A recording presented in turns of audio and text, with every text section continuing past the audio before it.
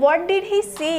Only that you want me to think you have had a nerves breakdown and say that you must not go back to that school. तो जो Albert रहते हैं वो पूछते हैं कि अच्छा क्या बताया है यूरी ने आपको? तो डॉक्टर रिप्लाई करते हैं कि यूरी ने उनको सिर्फ यही बताया है कि एल्बर्ट को ऐसा लगता है कि उसका नर्व्स ब्रेक डाउन हो जा रहा है और वो कभी भी उस स्कूल में वापस से नहीं जाना चाहता है। Oh dear, Albert's face fell, he shouldn't have told you that, why not, isn't it true then? तो ये सुन करके जो एल्बर्ट रहते हैं वो थोड़े से फेल हो जाते हैं, मीन्स थोड़े से सैड हो जाते हैं और कहते हैं ही shouldn't have told you that, उसको तुम्हें ये नहीं बताना चाहिए था। तो वो बोलता है कि क्यों नहीं बताना चाहिए था, क्या ये सच नहीं है? Yes, that's the trouble. Now you will say there is nothing wrong with me and you will tell me to go back to school. यही फिर एल्बर्ट जो रहते हैं कहते हैं कि हाँ यही तो परेशानी है कि आप अब मुझसे कहेंगे कि मेरे साथ कोई भी चीज़ गलत नहीं है, मीन्स मेरा नर्व्स बिल्कुल सही है और आप मेरे को वापस से भेज देंगे और मुझसे कहेंगे कि मैं वापस से उस स्कूल में चला जाऊँ। Don't be too sure of that, said the doctor. As a matter of fact, I am pretty sure you are in nerve state about that school, but I haven't told you anything about it, said Albert wide-eyed. Okay. तो जैसे ही Albert कहते हैं कि अब आप मुझे वापस से यहाँ से जाने के लिए कहेंगे और कहेंगे कि मैं वापस से स्कूल चले जाऊँ क्योंकि मेरे साथ तो कुछ गलत नहीं है ऐसा लगता है आपको, तो डॉक्टर एल्बर्ट को रिप्लाई करते हुए कहते हैं कि तुम इतना भी श्योर मत रहो, मीन्स इस बात से इतना श्योर मत रहो कि मैं तुमको वापस से स्कूल जाने के लिए कहूँगा। मैं as a matter of fact, means मैं ये सच्चाई मतलब देख सकता हूँ कि जो तुम्हारा नर्व्स है, मीन्स उसको जो नर्व्स को लेके प्रॉब्लम हो रहा है नर्वस, वो ऐसे नर्वस स्टेट पे है, वो स्कूल जाना ही नहीं चाहता, मीन्स स्कूल को लेके जो उसको इतनी नर्वसनेस हो रही है, इतनी टेंशन हो रही है, तो वो क्या है, जो एल्बर्ट है वो बहुत बैड कंडीशन में, ऐसा डॉक्टर उसको एश्योर करते हुए कहते हैं। देन वो ये भी कहते हैं but I haven't told you anything about it, said Albert white eyed. Means Albert की जो आइज़ रहती है वो वाइड मीन्स बड़ी बड़ी हो जाती है और वो कहते हैं कि मैं इसके बारे में आपको कुछ नहीं बता सकता। How can you know that? ठीक है, इसके बारे में मैं कुछ नहीं बता सकता, मैंने आपको कुछ बताया ही नहीं है, फिर भी आपको कैसे पता चल गया कि मैं स्कूल को लेके इतना ज़्यादा फ्रस्ट्रेट हूँ, इतना ज़्यादा टेंस्ड हूँ? एल्बर्ट उस डॉक्टर से क्वेश्चन पूछते हैं, because you wouldn't have come to see me about this if you hadn't been pretty close to a nervous breakdown, that's why now, said the doctor briskly. Okay then जैसे ही Albert कहते हैं कि मैंने तो अभी तक आपको बताया ही नहीं है, फिर आपको पता कैसे चल गया मेरे प्रॉब्लम के बारे में? तो वो डॉक्टर रिप्लाई करते हुए कहते हैं क्योंकि अगर तुमको नर्व्स को लेके कोई प्रॉब्लम नहीं होता, कोई परेशानी नहीं होता, तो तुम मुझसे यहाँ क्यों मिलने आते? अगर तुम्हारा नर्व्स सच में ब्रेक डाउन नहीं होता तो तुम यहाँ क्यों आते? अगर तुम आए हो तो एक्चुअल में तुम्हारा जो नर्व्स है वो ब्रेक डाउन होने के क्लोजनेस में है, मीन्स कगार पे है, इसलिए मुझे ये सब कुछ पता चल गया, ऐसा डॉक्टर उसको बताते हैं। ब्रिस्कली मीन्स क्विकली, कुछ भी चीज़ अगर हम तुरंत कह देते हैं, मीन्स हम क्या बोल रहे हैं, ब्रिस्कली सेड। ठीक है, If I certify that you have had a nervous breakdown and must stay away from school for a while, what will you do? Okay then वो डॉक्टर एल्बर्ट से क्वेश्चन करते हैं कि अगर मैं तुमको सर्टिफाई कर देता हूँ, मीन्स मैं ये घोषणा कर देता हूँ कि जो तुम्हारा नर्व्स है वो क्या हो गया है, एक्चुअल में ब्रेक डाउन हो गया, मीन्स तुमको दिमागी कुछ परेशानी हो गई है और तुम स्कूल से कुछ दिनों के लिए क्या होगे, फ्री हो जाओगे, तो फिर तुम क्या करोगे? I will go to Italy, said Albert, to Milan, where my parents are. And what will you do there? I will try to get into an Italian college or institute. How can you without a diploma? जैसे ही doctor Albert से question करते हैं कि तुम school से free हो जाओगे, then तुम क्या करोगे? तो एल्बर्ट रिप्लाई करते हैं कि उसके बाद वो इटली चले जाएंगे, उस इटली में जहाँ पे उसके पेरेंट्स रहते हैं, मिलान पे। ठीक है, फिर डॉक्टर फिर से क्वेश्चन करते हैं कि तुम इटली जा कर के क्या करोगे? तो एल्बर्ट रिप्लाई करता है कि वो कोशिश करेंगे कि वो किसी इटली के किसी अच्छे कॉलेज या इंस्टीट्यूट में एडमिशन ले लें। तो डॉक्टर फिर से पूछते हैं उससे कि ये कैसे पॉसिबल है, तुम बिना डिग्री के कैसे एडमिशन ले सकते हो? I will ask my mathematics teacher to give me something about my work, and perhaps that will be enough. I have learned all the maths they teach at school and a bit more, he added when Dr. Will looked doubtful. Okay जैसे जो doctor will रहते हैं उसकी तरफ थोड़ी सी शक की निगाहों से बोल सकते हैं, डाउटफुली देखते हैं कि तुम बिना डिप्लोमा के कैसे कॉलेज या इंस्टीट्यूट में एडमिशन लोगे। तो एल्बर्ट रिप्लाई करता है कि वो अपने मैथ्स टीचर, जो उनके मैथमेटिक्स के टीचर रहेंगे, वो उनसे कहेगा कि उसके लिए वो कुछ वर्क कर दे, मीन्स एक रेफरेंस लेटर लिख दें, ताकि वो क्या कर सके, कॉलेज या इंस्टीट्यूट में उस रेफरेंस लेटर के थ्रू एडमिशन ले पाए। और वो एल्बर्ट कहते हैं कि शायद ये इनफ होगा, काफ़ी होगा। मैंने स्कूल में जितने भी मैथ्स मुझे सिखाए गए हैं, मैं वो सारा मैथ्स सीख चुका हूँ और शायद मैं उस मैथ्स से थोड़ा और ज़्यादा सीख चुका हूँ। Then well it's up to you, he said, I doubt if it will come off, but I can see you are not doing yourself or anyone else much good by staying here.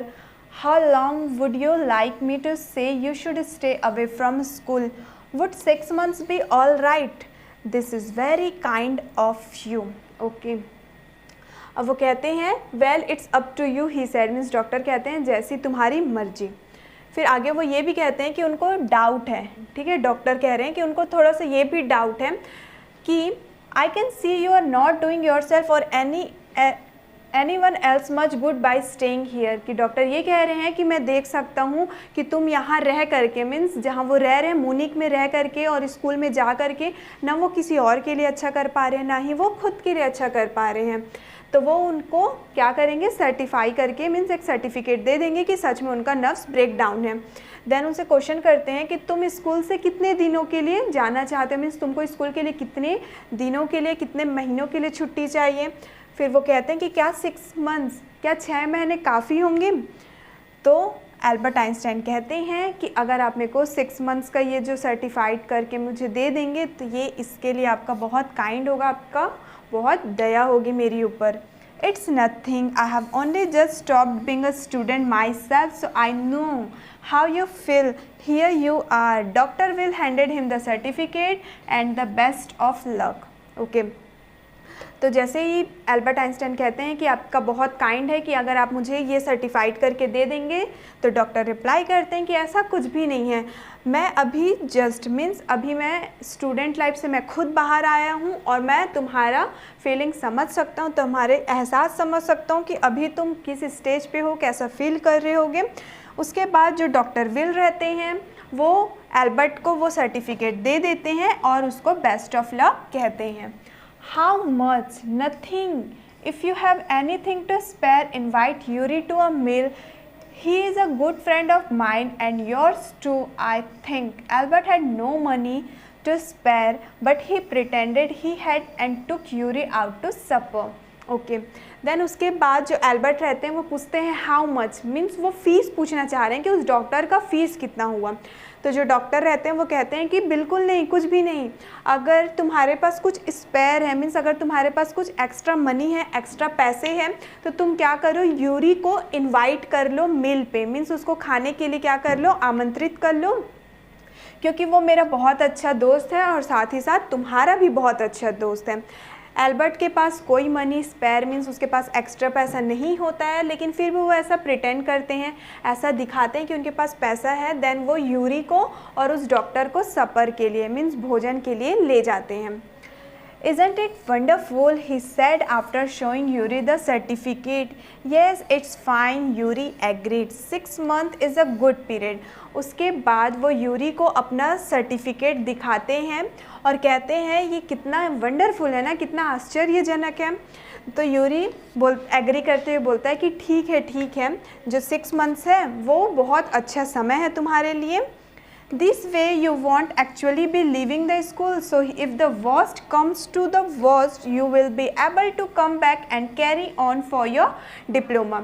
फिर आगे Yuri ये भी कहता है कि ये तरीका बिल्कुल सही है, इस तरीके से तुम ना तो स्कूल को पूरी तरीके से छोड़ोगे, और अगर तुम्हारे लाइफ में worst come to the worst, मतलब अगर कोई ऐसा सिचुएशन आता है जो बहुत ज़्यादा बुरा है, तो तुम उस सिचुएशन में क्या कर सकते हो, वापस से यहाँ आ सकते हो मुनिक और अपना स्कूल का जो डिप्लोमा है वो कंटिन्यू कर सकते हो। I will never go back to that place, Albert assured him। तो ये सुन के एल्बर्ट यूरी को एश्योर करते हुए कहता है कि मैं वापस इस जगह में कभी नहीं आऊँगा। I am going to take this certificate to the head teacher tomorrow and that will be the end of it। आगे जो एल्बर्ट रहते हैं वो कहते हैं कि कल मैं क्या करूँगा, इस सर्टिफिकेट को हमारे हेड टीचर को दे दूँगा और यहीं पे इसकी समाप्ति हो जाएगी। Don't forget to get a reference in writing from your mathematics teacher first, Yuri reminded him। तो ये सुन के यूरी जो रहते हैं वो एल्बर्ट को याद दिलाते हुए कहते हैं कि उस सर्टिफिकेट को देने से पहले तुम अपने मैथमेटिक्स के टीचर से वो रेफरेंस लेटर लेना मत भूलना। Mister coach willingly gave Albert the reference he wanted. Mister coach जो रहते हैं वो कौन रहते हैं, एल्बर्ट के मैथमेटिक्स टीचर रहते हैं। तो जो मिस्टर कोच रहते हैं वो एल्बर्ट आइंस्टाइन को उनका रेफरेंस लेटर दे देते हैं।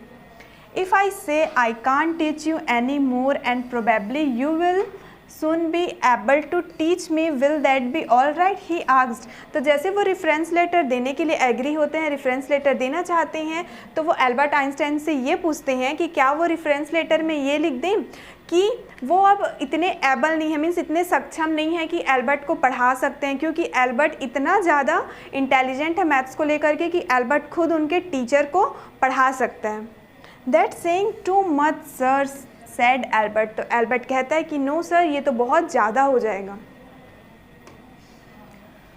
It's only the truth but all right I will put it more seriously. फिर आगे उसके जो टीचर रहते हैं मैथ्स के वो कहते हैं कि ये तो सच्चाई है, लेकिन ठीक है मैं इसको क्या करूँगा, थोड़ा सीरियस वे पे लेता हूँ, सीरियस वे पे होके तुम्हारा रेफरेंस लेटर बनाऊँगा। It was still a glowing reference, and Mr. Koch made the point that Albert was ready immediately to enter a college or institute for the study of higher mathematics। अब ये जो reference रहता है बहुत ही glowing means simply और attractive reference रहता है जिसको मिस्टर कोच ने बनाया रहता है, और उन्होंने ये पॉइंट किया रहता है, मीन्स ये लिखा रहता है कि जो एल्बर्ट है वो अब रेडी हैं कि वो कॉलेज या इंस्टीट्यूट में जाके हायर मैथमेटिक्स का जो एजुकेशन है वो ले सकते हैं। I am sorry you are leaving us although you are wasting your time in my class, he said। तो जो उनके सर रहते हैं वो कहते हैं कि मैं सॉरी कहता हूँ कि तुम यहाँ से छोड़ के जा रहे हो, क्योंकि तुमने अपना समय मेरे क्लास में क्या कर दिया है, बर्बाद कर दिया है। ऐसा टीचर कह रहे हैं एल्बर्ट से। It's almost the only class where I am not wasting my time, said Albert. और ये सुन के जो एल्बर्ट आइंस्टाइन रहते हैं वो कहते हैं कि जो मैथ्स का क्लास था सिर्फ वही एक ऐसा क्लास था जहाँ एल्बर्ट आइंस्टाइन अपना टाइम बर्बाद नहीं कर रहे थे। इससे हमको क्या पता चलता है कि एल्बर्ट आइंस्टाइन को मैथ्स पढ़ना बहुत ज़्यादा पसंद था, और स्कूल में सिर्फ एक पीरियड ऐसा था मैथ्स का जब एल्बर्ट आइंस्टाइन सीरियसली होकर के पढ़ते थे। But how did you know I am leaving, sir? You wouldn't have asked me for this reference otherwise. I thought you had wonder. There is nothing to wonder about Einstein. Okay, तो Einstein जो रहते हैं वो कहते हैं कि आपको कैसे पता चला सर कि मैं यहाँ से जा रहा हूँ, आपने मुझे पूछा भी नहीं इस रेफरेंस को लेकर के। फिर वो कहते हैं I thought you had wonder, there is nothing to wonder about Einstein. फिर वो ये भी कहते हैं कि वो ऐसा सोचते हैं कि ये बहुत ही वंडर है, आश्चर्य है। फिर आगे वो कहते हैं कि आइंस्टाइन को लेके वंडर होना ये कोई बड़ी बात नहीं है। I knew you were going to leave before you knew yourself. Albert was puzzled. What did the teacher mean? उसके टीचर कहते हैं कि मुझे तुम्हारे पता होने से पहले मुझे पता है कि तुम यहाँ से जाना चाहते हो। ठीक है, बोलना ये चाहते हैं कि जब एल्बर्ट आइंस्टाइन को ये पता था कि वो स्कूल को छोड़ेगा, उससे पहले उसके टीचर को पता था कि वो स्कूल को अब छोड़ने वाला है। तो ये सुन करके एल्बर्ट जो रहते हैं वो पजल्ड हो जाते हैं। पजल्ड मीन कंफ्यूज हो जाते हैं। फिर वो सोचते हैं कि टीचर मुझसे क्या कहना चाहते हैं। ही soon found out. Before he had a chance to ask for an interview with the head teacher, he was summoned to the head's room. Okay, अब जो एल्बर्ट आइंस्टाइन रहते हैं उनको ऐसा मौका नहीं मिलता कि वो अपने हेड टीचर से इंटरव्यू के लिए मीन्स अपने हेड टीचर को मिलने के लिए परमिशन लें। उससे पहले ही एल्बर्ट आइंस्टाइन को हेड रूम में समन किया जाता है। समन मीन्स कॉल, उनको बुलाया जाता है। Well it saves me the trouble of having to wait an hour और टू आउटसाइड ही थॉट। अब जैसे ही एल्बर्ट आइंस्टाइन को पता चलता है कि उनको परमिशन लेने की ज़रूरत नहीं पड़ी, क्यों? क्योंकि उनको खुद ही हेड टीचर ने अपने रूम में बुला लिया था। तो एल्बर्ट आइंस्टाइन सोचते हैं कि चलो ये अच्छा हुआ कि मुझे अब उस मीन्स हेड टीचर के रूम के बाहर 1-2 घंटे तक वेट नहीं करना पड़ेगा। He hardly bothered to wonder why he had been sent for, but vaguely supposed he was to be punished again for bad work and laziness. अब वो सोचते हैं कि उनको आखिर क्यों बुलाया गया है। फिर वो ऐसा वैग्युअली करते हैं, वैग्युअली मीन्स अंदाज़ा, ठीक है, अंदाज़ा लगाते हैं कि शायद उनको पनिशमेंट करने के लिए दोबारा से बुलाया गया हो, उनके बैड वर्क और लेजीनेस के वजह से। मीन्स उनका जो काम रहता है वो तो अपना पढ़ाई में ध्यान नहीं देते स्कूल में, इसलिए वो अपने काम को बैड वर्क कह रहे हैं। और लेजीनेस मीन्स आलसपन, क्योंकि वो तो पढ़ाई को सीरियसली लेके करते ही नहीं है, इसलिए वो वैग्युअली करते हैं, अंदाज़ा लगाते हैं कि शायद उनको पनिशमेंट के लिए बुलाया जा रहा होगा। Well he had finished with punishment, जैसे कि अभी मैंने बताया कि उनको पनिशमेंट के लिए बुलाया जा रहा होगा। I am not going to punish you, the head teacher said to Albert's surprise. Your work is terrible and I am not prepared to have you here any longer, Einstein.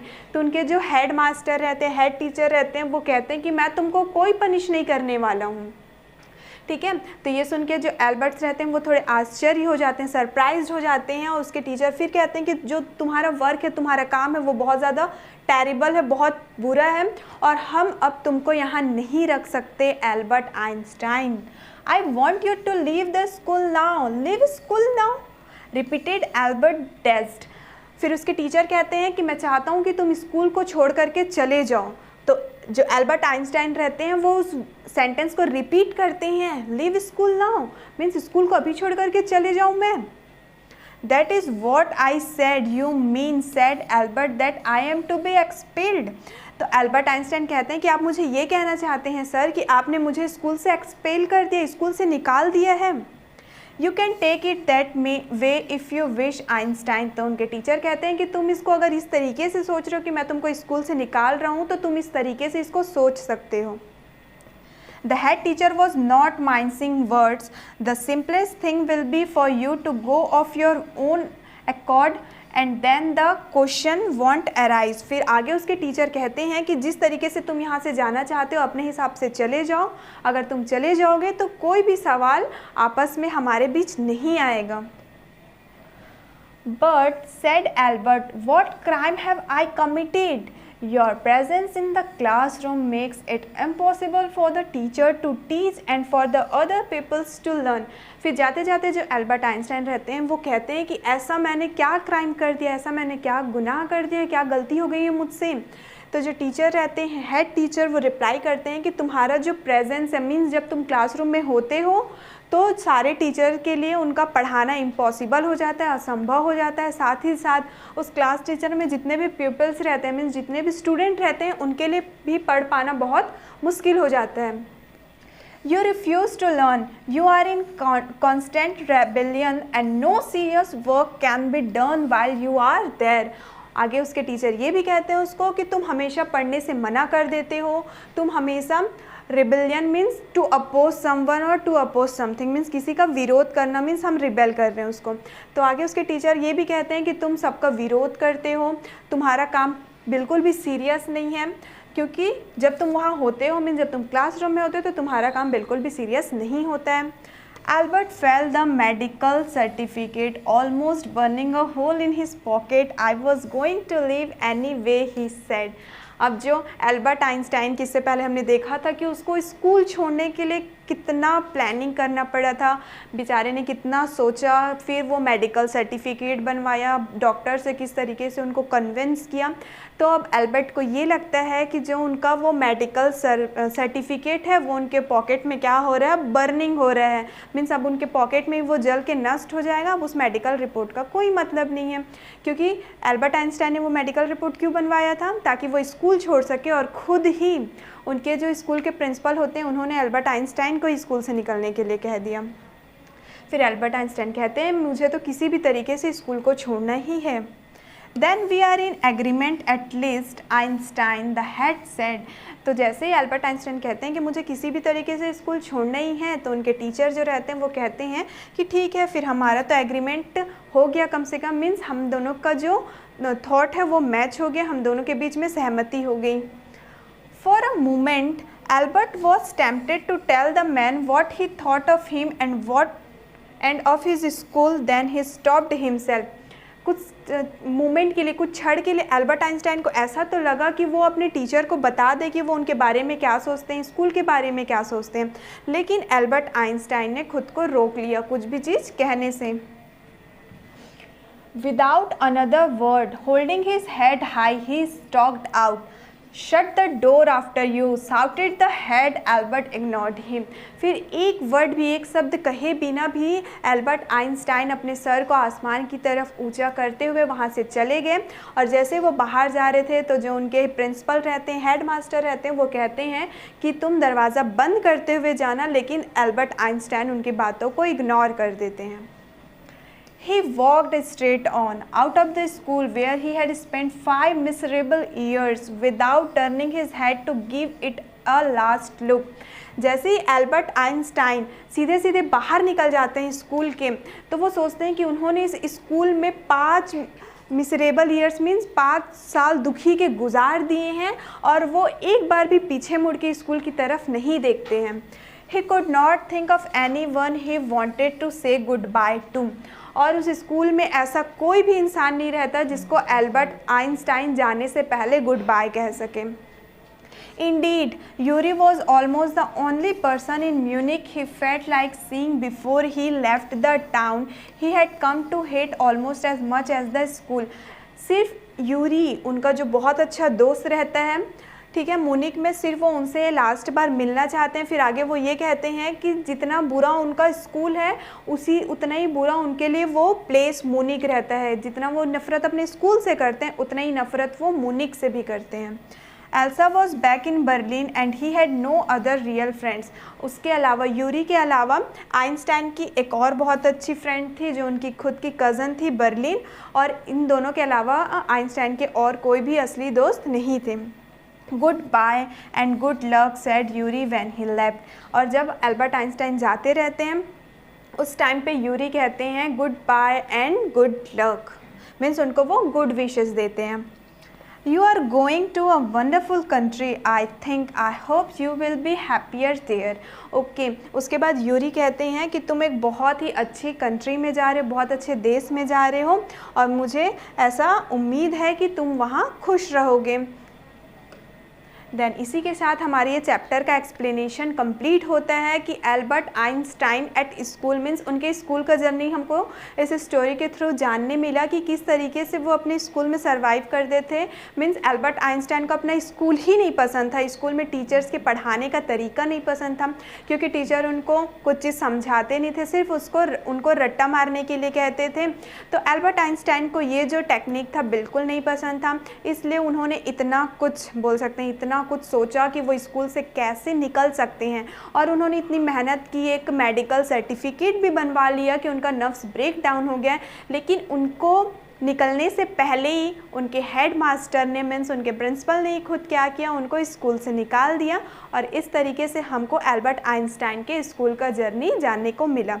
अब देखते हैं student इस chapter के कुछ important question answer, reading with insight. And the question number first is, what do you understand of Einstein's nature from his conversation with his history teacher, his mathematics teacher and the head teacher।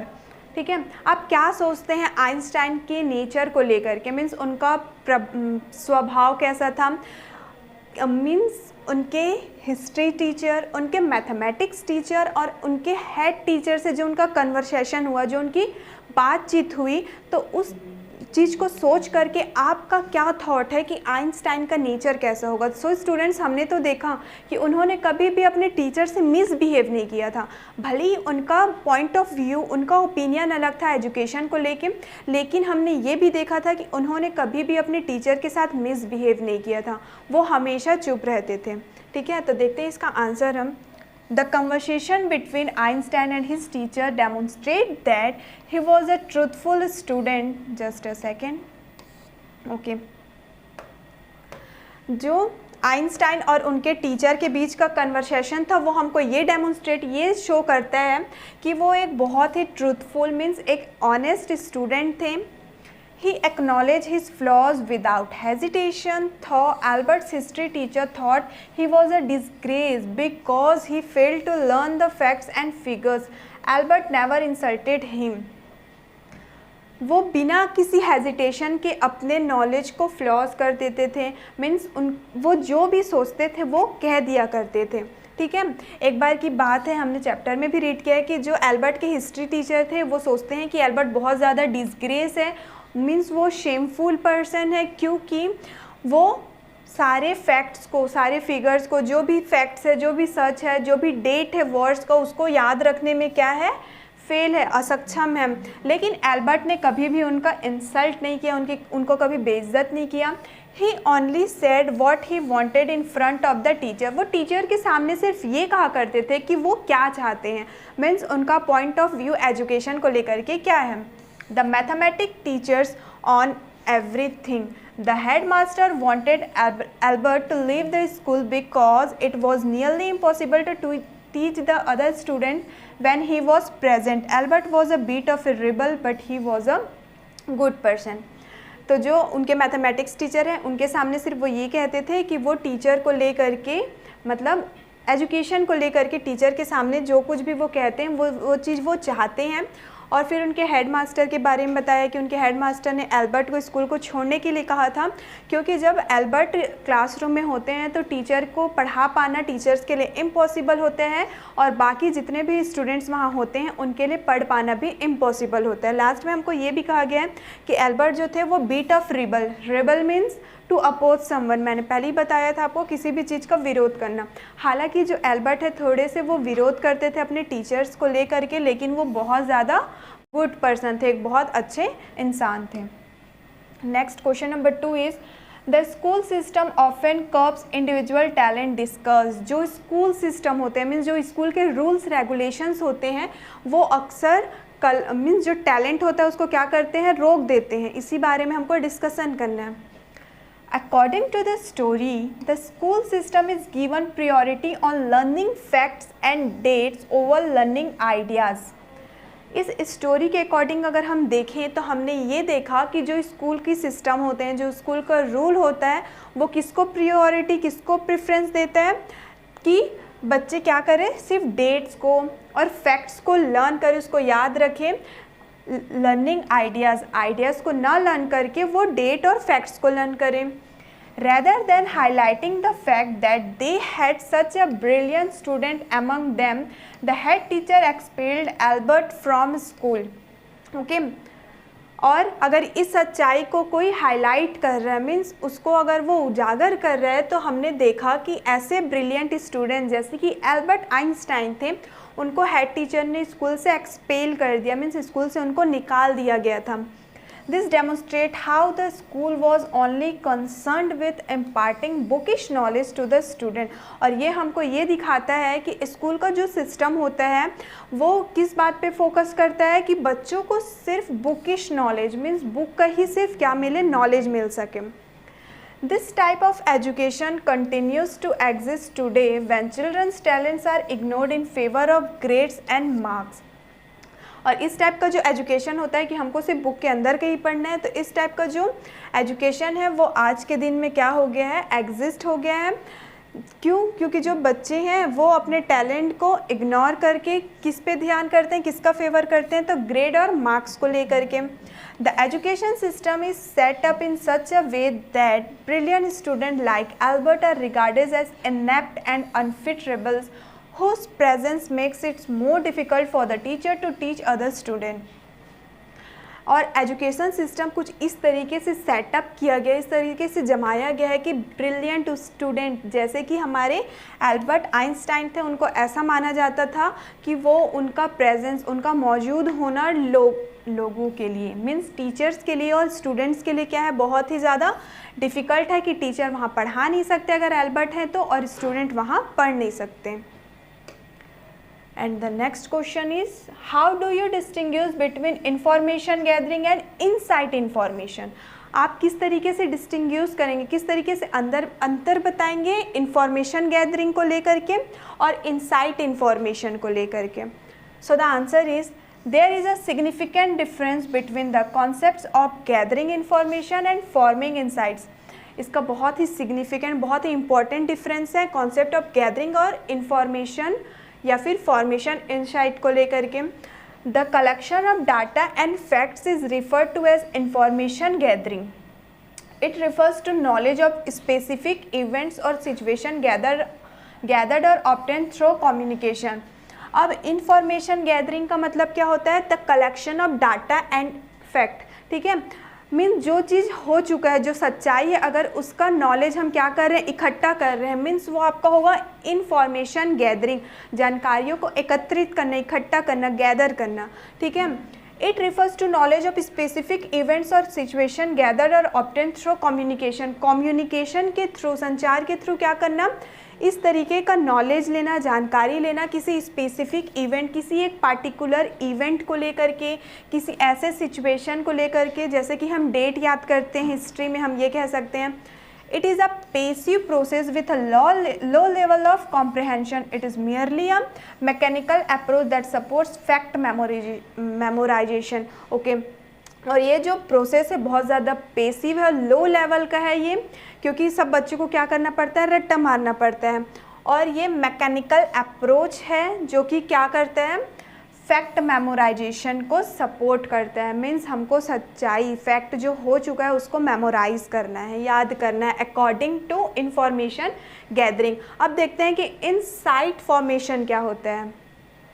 Insight formation on the other hand relates to one's way of seeing thing as a result of a thorough understanding of the topic। Insight formation क्या होता है? दूसरी तरफ अगर हम insight formation की बात करें तो इनसाइट फॉर्मेशन वो फॉर्मेशन होते हैं जब आप किसी भी चीज़ को लेकर के सोचते हैं और समझते हैं और अपना पॉइंट ऑफ व्यू देते हैं, जैसे कि एल्बर्ट आइंस्टाइन थे। Okay, The ability to discern the true nature of a situation is referred to as insight. As a result, it may vary from person to person depending on everyone's concepts and ideas. इसमें क्या करना होता है, हमारे पास इतनी ability होती है, हम इतने सक्षम होते हैं कि उस सिचुएशन, जिस भी परिस्थिति में अगर हम हैं तो उसका हम इनसाइट ले सकते हैं। कि मीन्स जैसे कि हमने एग्जांपल के थ्रू समझा था, अगर वॉर हो रहा है, चाहे वो वर्ल्ड वॉर हो, कोई भी वॉर हो, तो वॉर हो रहा है तो उसका डेट रखने के बजाय हमको ये जानना है, जैसे कि एल्बर्ट जानना चाहते थे कि वो वॉर क्यों हुआ, तो वो आएगा आपका इनसाइट फॉर्मेशन में। और वॉर का डेट याद रखना मीन्स इंफॉर्मेशन गैदरिंग में। Okay, insight formation. सो ये कॉन्सेप्ट किस पे डिपेंड होता है, हम सब पे डिपेंड होता है कि हम अपना आइडियाज़ किस तरीके से यूज़ करेंगे। सो इसी क्वेश्चन के साथ स्टूडेंट्स हमारे ये चैप्टर कंप्लीट होता है। आई होप कि ये चैप्टर के एक्सप्लेनेशन एंड क्वेश्चन आंसर आपको अच्छे से क्लियर हो गए होंगे। सो मिलते हैं हम लोग नेक्स्ट वीडियो में हमारे नेक्स्ट चैप्टर के साथ। तब तक के लिए all the best and thank you.